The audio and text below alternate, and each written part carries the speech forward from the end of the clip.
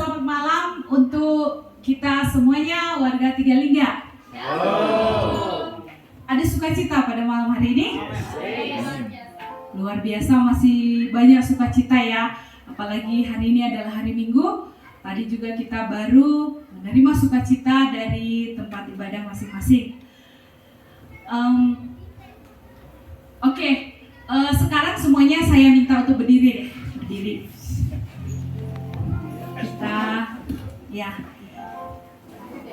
Semuanya kita goyangkan dulu tangan kita. Kita goyang supaya relax. Gak kaku ya, karena saya sendiri pun lagi kaku nih. Semuanya oke. Baik. Sudah agak mencair nih. Semuanya saya minta untuk melihat kanan kiri kita, ya teman di kanan kiri, ya coba kita berikan kalimat yang positif dulu kepada teman kita untuk berbagi sukacita. Saya mau berikan kepada gini, malam ini yang ganti dengan batiknya. Oke, untuk semuanya, terima kasih. Malam ini kita akan memuji Tuhan.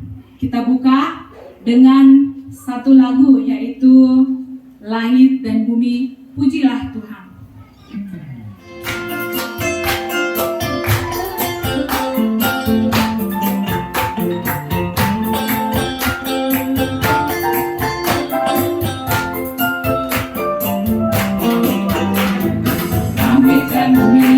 Pujilah Tuhan, sebab Dia ciptakan semuanya.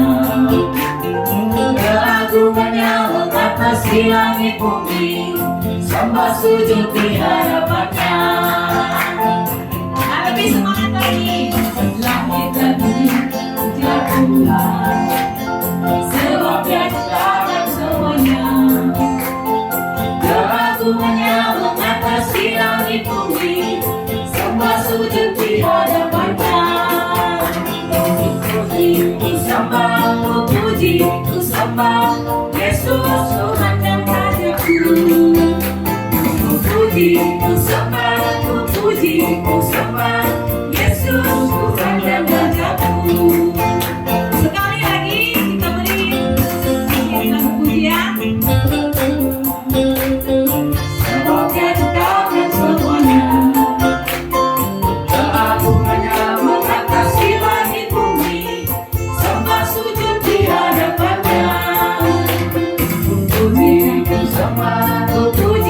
Sembah Yesus Kristus Rajaku.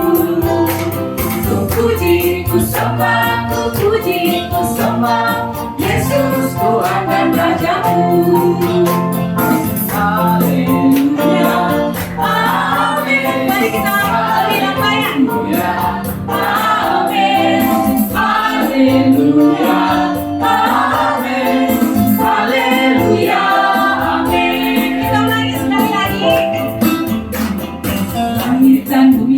Pujilah Tuhan, sebab Dia ciptakan semuanya. Keagungannya mengatasi langit bumi, sembah sujud di hadapannya. Puji, ku sembah, ku puji, ku sembah Yesus Tuhan dan Rajaku. Ku puji, ku sembah, ku puji, ku sembah Yesus Tuhan dan Rajaku. Haleluya, haleluya, amin, haleluya, amin, haleluya, amin, haleluya, amin, haleluya, amin.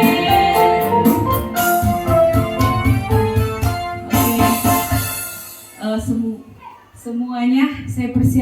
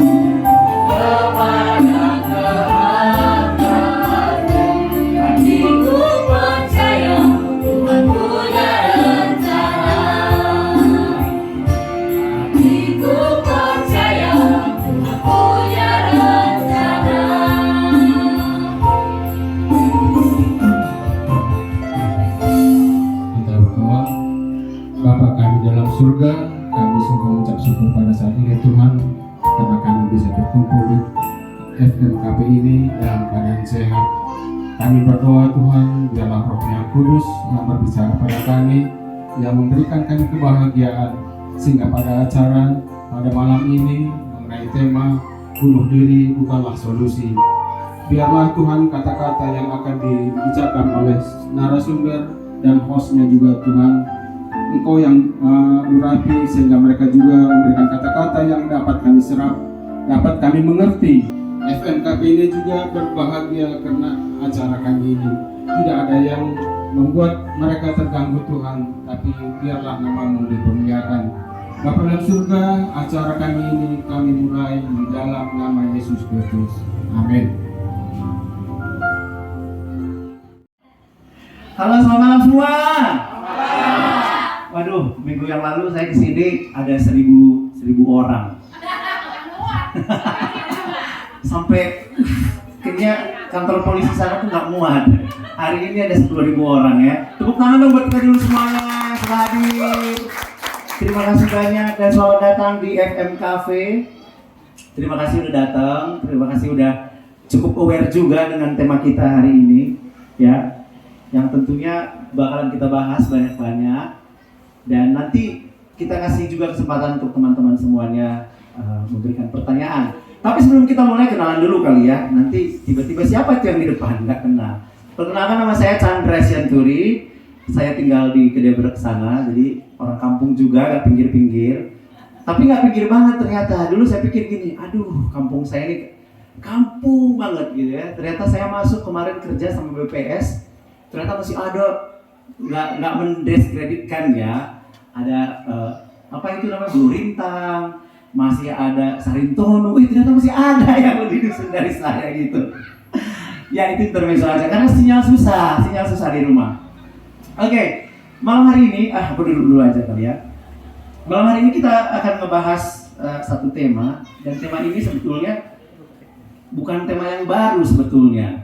Dulu ini pasti udah ada sebenarnya tema ini, tapi karena sosial media mungkin dia jadi tidak se-viral sekarang gitu kan beritanya kan. Kalau kemarin-kemarin kan kita lihat tuh di Facebook, yang di sini ada di Koyok-Koyok Tiga Lingga siapa? Ada ya. Itu kemarin ada kan ya, satu kasus yang kayaknya cowok gitu masih muda, ganteng, badan atletis, kurang apa loh gitu, nggak ada kurangnya. Tapi kok memilih untuk menyelesaikan hidupnya gitu dengan gantung diri. Terus juga ada kemarin ngobrol-ngobrol juga sama Pak Pendeta, Pak Andi Harap juga. Ada beberapa di tempatnya juga di Laumil gitu, dan ini belum lama, baru beberapa minggu ya Pak ya. Lokinapan ya.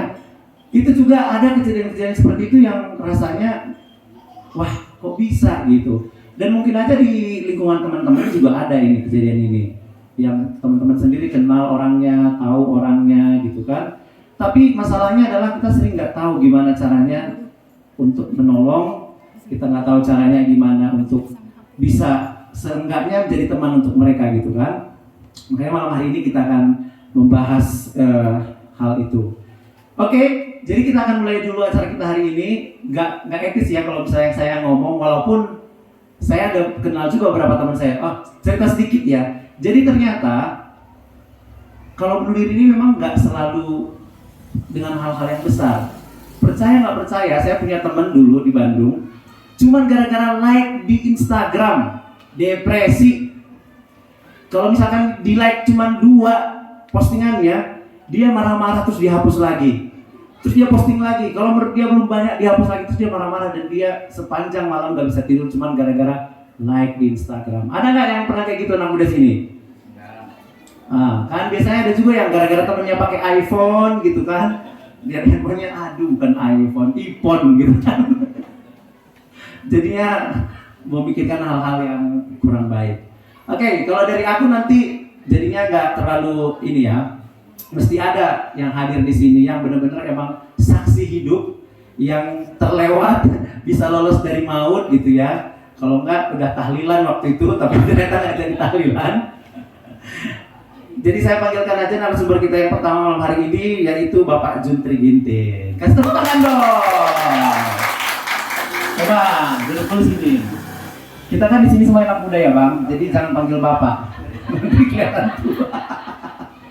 Walaupun yang tadi kita bilang, masalah yang kayak gini tuh kayaknya nggak cuma anak muda ya. Orang-orang yang cukup dewasa, yang udah berumur, kita bilang kayak gitu juga bisa juga mengalaminya. Tapi kita ngobrol aja dulu sama Bang Juntri. Dia waktu itu pengen melakukan ritual gitu. Itu pada usia berapa dan kenapa? Oke, pertama-tama kenal dulu dong Bang, biar yang di sini juga kenal terus jadi lebih hangat. Oke, terima kasih Bang Chandra. Nama saya Juntri Ginting.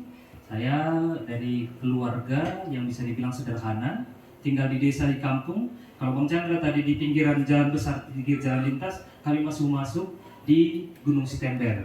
Jadi saya 7 bersaudara dan saya anak bungsu, anak yang paling kecil dari ke-7 itu. Itulah Anak yang paling bungsu. Iya. Oke, jadi mungkin bisa ceritakan dulu kali ya Bang ya, biar yang hadir di sini juga punya gambaran dulu. Sebetulnya kalau Abang dulu masa kecilnya bahagia atau kurang bahagia? Standar deh. Kalau dibilang bahagia, nggak tahu ukuran bahagia itu seperti apa. Yang penting seperti anak-anak pada umumnya ya, waktu kecil bermain dengan teman-teman sebagai dari keluarga yang bisa dibilang sederhana, pulang sekolah ke ladang. Pulang dari sekolah ya biasalah main-main sama teman-teman sama keluarga ya gitu-gitu aja lah. Standar lah seperti anak kampung biasanya gitu.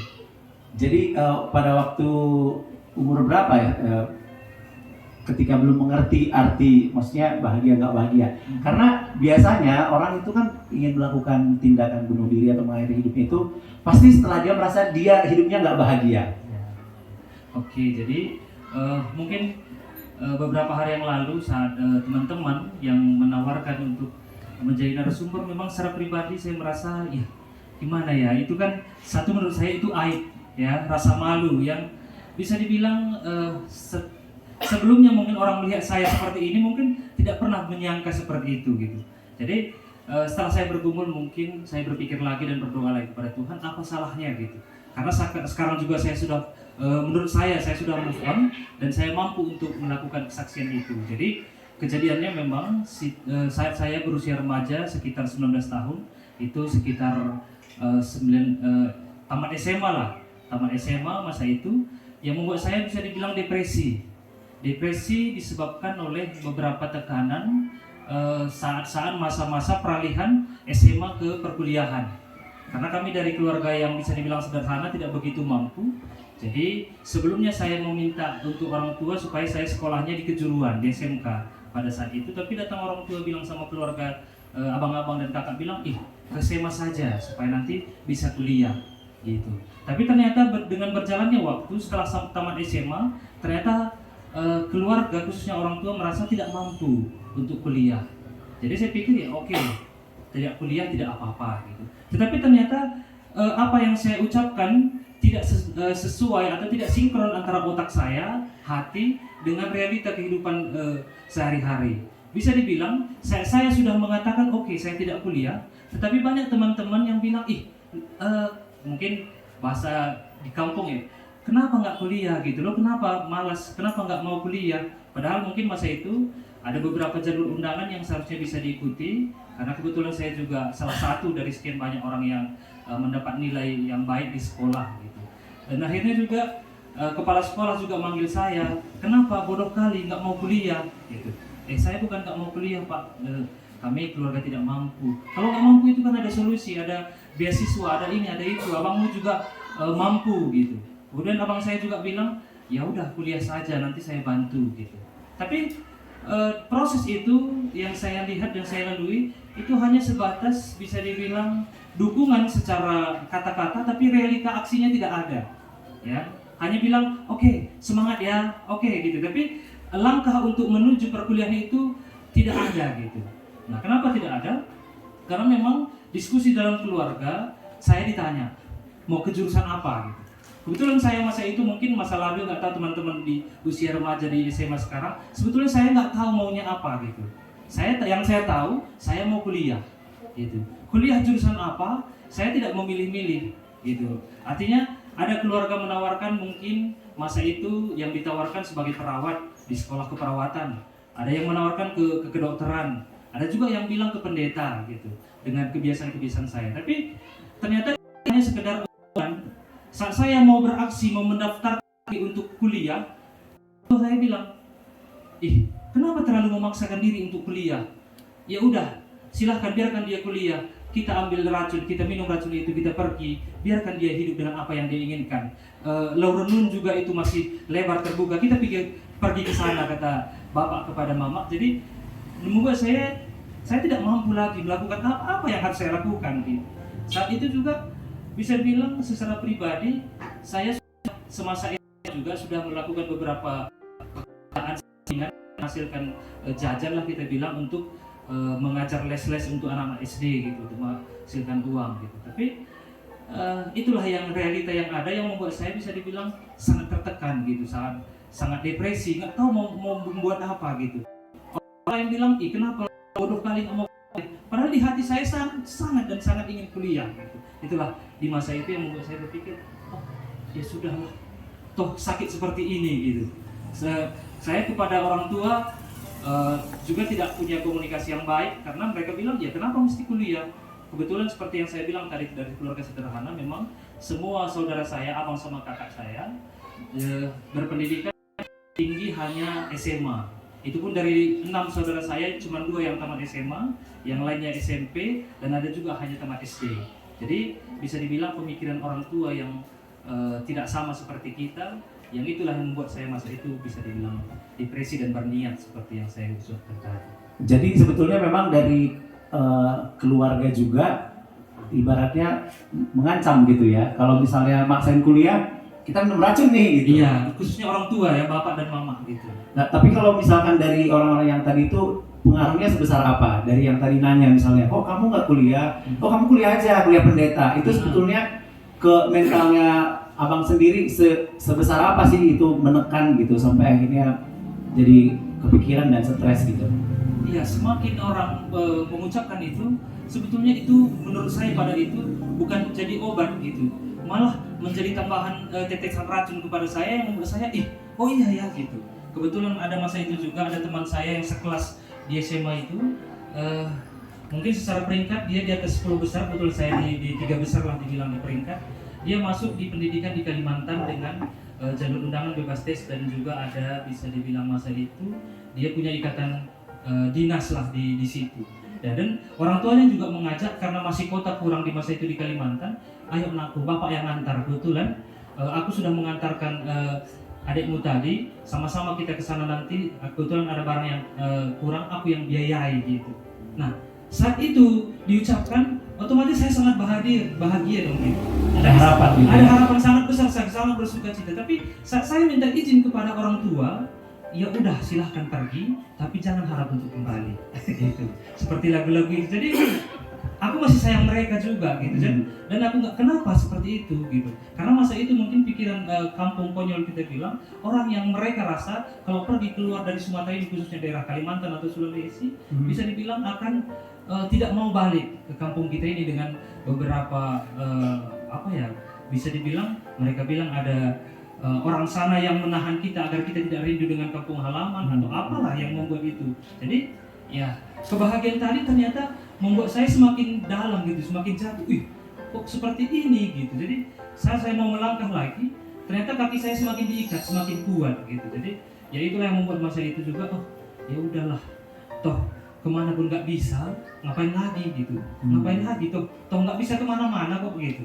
Kalau pulang ke kampung, ya ngapain, cuman ke ladang tok gitu. Memang ditawarkan orang tua, kebetulan saudara saya sebagai pengusaha pertukangan emas, mungkin itu yang mereka harapkan untuk saya. Tapi saya secara pribadi masa itu sama sekali tidak ada niat untuk melakukan kerja di bidang itu gitu. Jadi ya sama sekali tidak ada opsi ke situ. Jadi opsi itu sama sekali tidak berpengaruh kepada saya. Yang ada di pikiran hanya sekolah dan sekolah gitu. Jadi waktu itu memang sempat kuliah atau memang akhirnya nggak kuliah? Iya, jadi di perjalanan itu sebetulnya saya tidak kuliah, tetapi mungkin setelah berjalannya waktu dengan beberapa proses saya kembali ke kampung. Nah, saya kuliah dengan sistem kampung-kampung di sini, sistem jarak jauh, maka saya juga punya ijazah SPD gitu. Online gitu? Ya, bisa dibilang. Udah ada masa itu online ya? Bukan online sih istilahnya ya, jarak jauh. Jarak jauh. Kuliah jarak jauh. Oke. Universitas terbuka gitu lah. Jadi sebetulnya kan udah sempat merantau dan segala macam.